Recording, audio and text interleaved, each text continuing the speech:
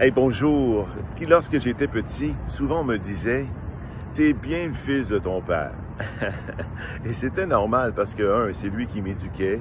Alors je copiais un peu ce qu'il faisait, comment il parlait, vous voyez. Et aussi, j'avais reçu ses gènes, donc sa génétique, donc je lui ressemblais. Et donc, j'ai été le fils de mon père, bien sûr. Mais aujourd'hui, de qui suis-je le fils? Et surtout, à quel père me réfère-t-on?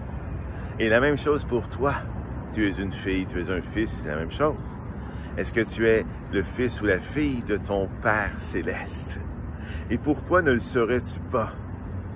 Parce que nous avons été engendrés en Jésus-Christ et nous sommes devenus ses enfants. C'est pourquoi nous l'appelons Père. Donc si je suis l'enfant du Père céleste, je suis donc bien le fils de mon Père. Et qui est ce Père? Bien, l'apôtre Jean nous apprend dans ses lettres qu'il est amour.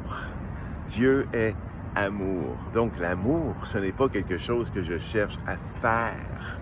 Ce n'est pas une émotion qui m'habite ou qui part de moi. C'est quelque chose que j'ai en moi, comme une génétique.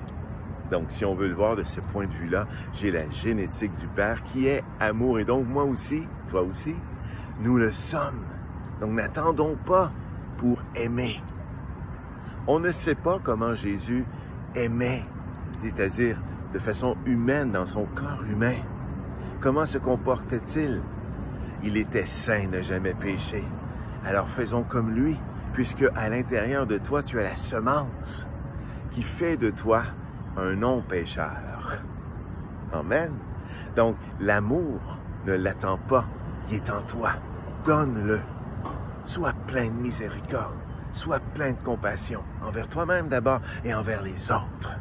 Et agis à tous les jours avec ta nouvelle nature pour qu'on dise de toi que tu es le fils ou la fille de ton Père céleste. Amen. Amen.